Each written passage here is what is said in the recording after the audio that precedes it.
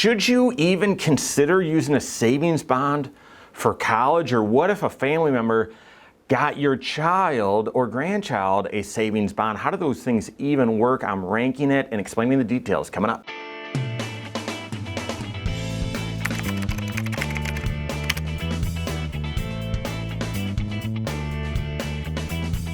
My name is Mike Bernard. I'm the host of the Wise Money Show. I'm also one of the certified financial planners right here at Korhorn Financial Group. Make sure you hit that subscribe button, turn on notifications, and smash that thumbs up button. Yes, even for this one, we're talking about savings bonds. Why? This is our back to school series. Figured, hey, school's starting right now. Let's break down the 5 most common types of accounts that you might use to save up for college. We've talked about the 529 plan. We've talked about the Coverdell Educational IRA. We've talked about UTMAs yesterday. Want to hit savings bonds today. Tomorrow is actually my second favorite. I'm not going to tell you what it is, thinking outside the box here. So savings bonds, we got to consider it. Okay, these are the most complicated investments out there. They are, and I believe Warren Buffett said, never use an investment that you don't understand. My goodness, savings bonds are some of the most complicated investment tools out there. But let's break it down. I'm going to rank it like I have in the previous videos on tax advantages and financial aid, investment options, uses, what you can use the money for, transferability, then give it an overall rating to see if you should even consider these things. Do people use savings bonds anymore? I don't know. Let's talk about them. So how does it work? Very simple. That's very simple. You go to treasurydirect.gov, I believe is the website. Go to Treasury Direct.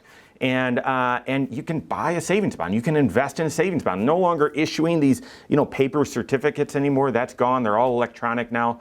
But you can get in there. You can buy a double-E bond. You can buy an I bond, something like that. Put in your owner, transfer your ownership, transfer the money. Bam, you've got that investment. It earns a fixed interest rate.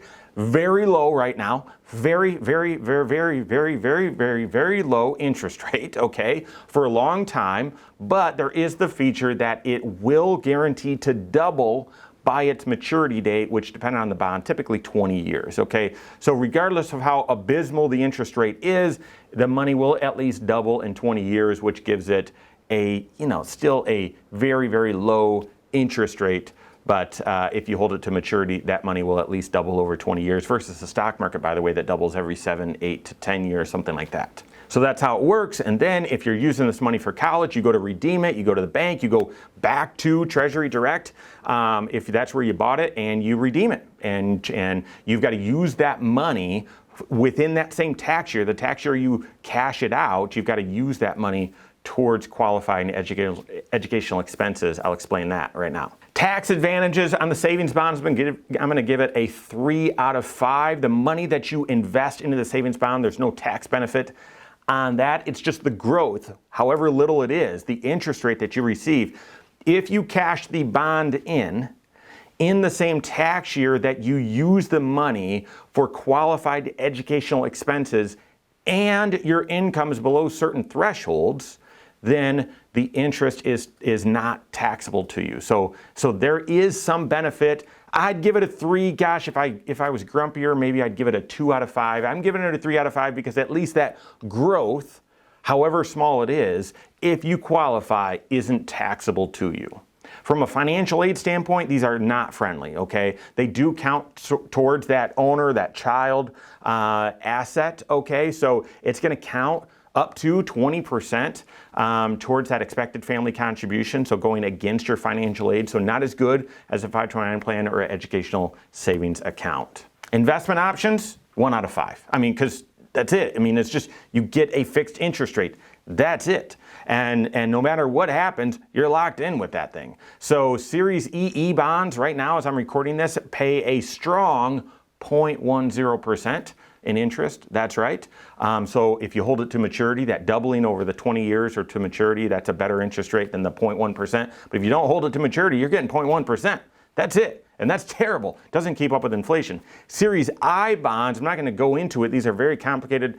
They adjust with inflation. Okay, so right now they're paying, I think, 3.5%, something like that, because they're supposed to have an adjustment feature with inflation. So that's a decent interest rate, yes. I would argue, fairly good with that. But your investment options, that's it. There's no other choice. You want to have higher interest. You want to have some capital appreciation. None of that. You only have the fixed interest rate. Now, if you're very, very conservative investor, you don't want to take any risk, then these are for you. But if you want choice, if you want flexibility, 1 out of 5 stars. What about uses? What can you use a savings bond for? I'm going to give this a 2 out of 5. Yeah, you can use it for tuition and fees, not room and board. Okay, that's not a qualified educational expense. Certainly, other reasons as well. No, it's not a qualified reason. So in order to qualify for those tax advantages where that growth, that income is tax-free, your income needs to be below a certain threshold, and you've got to use that money for qualified educational expenses, which is really tuition and fees, not books, not room and board.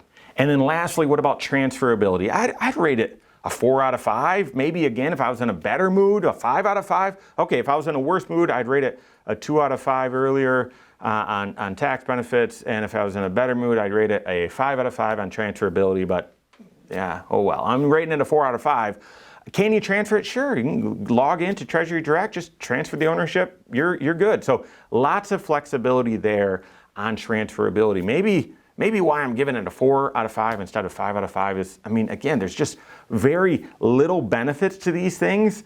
Why would you transfer it in the first place? I guess if you had a son or daughter that was in college, you had one that wasn't, you had one that's in college, transfer it to them, then if you qualified, they could use the money towards and withdraw the growth, the interest where it's not taxable. I guess that would be great. So, but transferability, 4 out of 5, you can transfer it to someone else. Very easy, no problem. Just go online and do it. Overall, for the savings bonds, no one's using these things anymore, especially with interest rates as low as they are. I'm giving it a 2 out of 5. So yes, slightly better than the UTMA, simply because for those of you that look and say, you know what, I'm not an investor. We talked about this in a previous video. You've got traders who trade all day long, speculative investments. You've got investors that are comfortable taking some risk for the long term. Then you've got savers who really don't want to take any risk, and they're willing to save up more because they're going to get a lower return. They're comfortable with that because they just don't want to take any risk. For you savers out there, this might be a good option, okay? You've got some tax advantage. For you savers that have